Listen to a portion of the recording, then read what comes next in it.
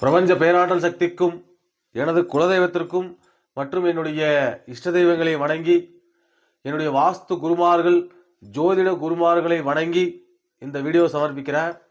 இந்த வீடியோவில் ஜோதிட ரீதியாக ஒருத்தருக்கு வாஸ்து பிரச்சனைகள் எப்படியெல்லாம் வரலாம், எந்த பாவகத்தின் மூலமாக வரலாம் அப்படின்றத பற்றி இந்த வீடியோவில் பார்க்க போகிறோம். இது ரொம்ப முக்கியமான ஒரு வீடியோவை கடைசி வரைக்கும் பாருங்கள்.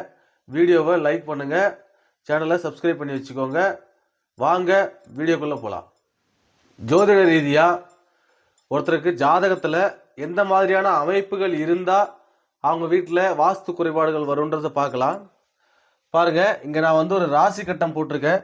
இந்த ராசி கட்டத்தில் பாருங்கள், இது நான் மேஷ லக்னம்னு எடுத்திருக்கேன். நான் மேஷ லக்னம், சரிங்களா? மேஷம் ரிஷபம் மிதுனம் லைனாக இருக்குது 12 கட்டம். இதில் மேஷ லக்னம்னு எடுத்திருக்கேன். உங்களது எந்த லக்னமோ அந்த லக்னத்தை முதல் இடமாக கொண்டு இந்த அப்படியே ஃபாலோ பண்ணுங்க இந்த ஸ்டெப்ஸை. இதில் பாருங்க, 4வது இடம் என்று சொல்லக்கூடிய இந்த சுகஸ்தானம் தான் பார்த்தீங்கன்னா வீடு, மனை, சுகம், தாய், இது போன்ற காரகங்களுக்கு உன்னதமான ஒரு இடம் தான் இந்த 4ஆம் இடம். இந்த 4ஆம் இடத்துல பாருங்க, வீடு, மனை, நம்ம இதை பற்றி மட்டும்தான் பேச போகிறோம், மற்றது ரெண்டு பற்றி பேச போகிறதில்ல. இதில் வீடு, இப்போ இந்த வீடு அப்படின்னு வந்த உடனே நாம் பார்த்தீங்கன்னா நம்ம வசிச்சிட்டு இருக்கக்கூடிய வீடாக இருக்கட்டும், புதிதாக கட்டக்கூடிய வீடாக இருக்கட்டும், இந்த ரெண்டுமே பார்த்தீங்கன்னா இந்த 4ஆம் இடம் தான்.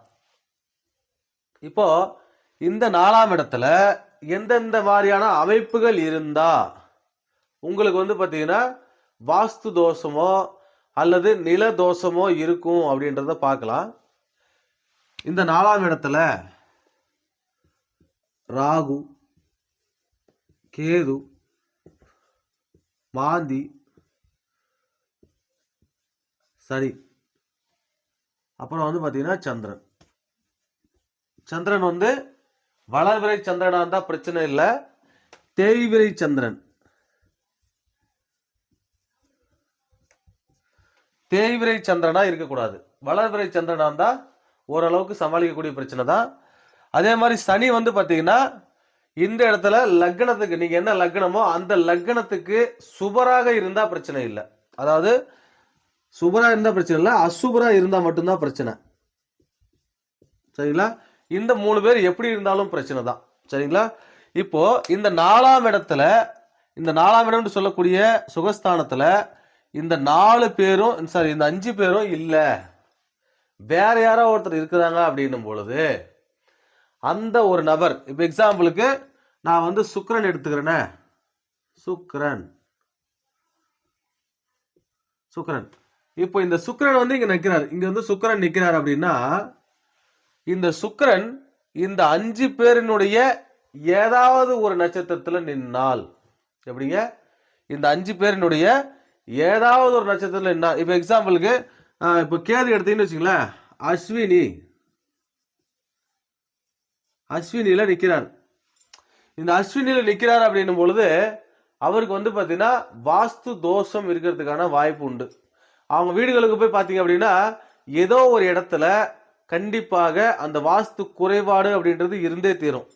இது பாத்தீங்கன்னா இந்த 5 கிரகங்கள் சார்ந்து எங்க இருந்தாலுமே, அதாவது 4ஆம் இடத்தை சார்ந்து எங்க இருந்தாலுமே இந்த வாஸ்து பிரச்சனைகள் அப்படின்றது கண்டிப்பாக வரும்.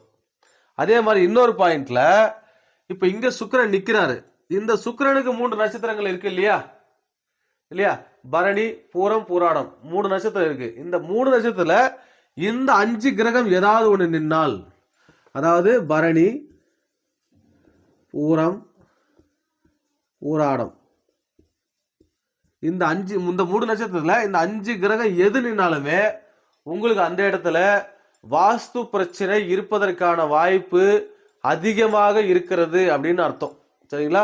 உங்க ஜாதகத்தை எடுங்க, உங்க ஜாதகத்துல லக்னம் லான்னு போட்டிருப்பாங்க, எங்க வேணா போட்டிருப்பாங்க, உங்க லக்னம் என்னவோ அதை பாருங்க.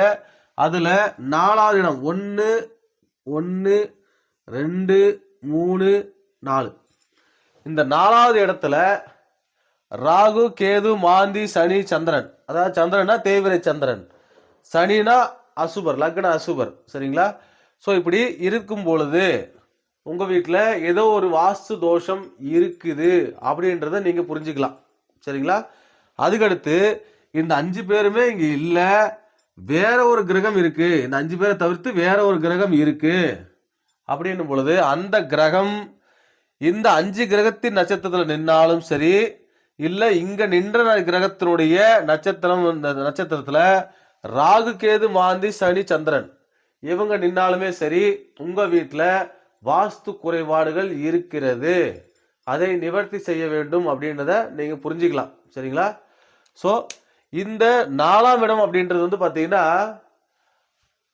சாபங்களும் உள்ளடக்கியது. என்ன சாபம் அப்படின்னா, நம்ம ஏற்கனவே பழைய வீடியோக்களை போட்டிருக்கிறோம், நீங்க பாருங்க. சல்லிய தோஷம், பிரேத சாபம் அப்படின்னு சொல்லி நம்ம 2 விஷயத்த சொல்லியிருப்போம். சல்லிய தோஷத்தை கொடுக்கக்கூடியது இந்த ராகு கேதுக்கள், பிரேத சாபத்தை கொடுக்கக்கூடியது இந்த மாந்தி. சரிங்களா? இந்த மாந்தி தான் உங்களுக்கு பிரேத சாபத்தை கொடுக்கும். இந்த 4ல மாந்தி இருக்கிறவங்க எல்லாம் பாத்தீங்க அப்படின்னா அவங்க எதுக்காக கஷ்டப்படுறாங்கன்னு அவங்களுக்கே தெரியாது, ஆனா கஷ்டப்பட்டுக்கிட்டே இருப்பாங்க. இந்த 4ல மாந்தி இருக்கிறவங்க அப்படிதான். தாயோட அன்பு கிடைக்காது, இல்லைன்னா தாயை விட்டு பிரிஞ்சிருப்பாங்க. அதே மாதிரி வந்து பார்த்தீங்கன்னா வண்டி வாகனம் வாங்கணும்னு நினைச்சாலும் முடியாது, வீடு வாகனம் வாங்கணும்னு நினைச்சாலும் முடியாது. ஸோ இந்த மாதிரியான விஷயங்களை இந்த பிரேத சாபம் கொடுக்கும். இந்த ராகு கேது தோஷம் அப்படின்றது என்ன பண்ணும்னா, எவ்வளவு வந்தாலும் சாப்பிட்டுக்கிட்டே இருக்கும். வீட்டில் வந்து நிற்கணும் இல்லையா? இப்போ ஒரு பொருள் வருது அப்படின்னா அந்த பொருள் வீட்டில் தங்கணும், ஆனால் தங்க விடாமல் என்ன பண்ணுன்னா சாப்பிட்டுக்கிட்டே இருக்கும். சரிங்களா? அதுதான் சல்லி தோஷம் அப்படின்னு சொல்றது. சரிங்களா?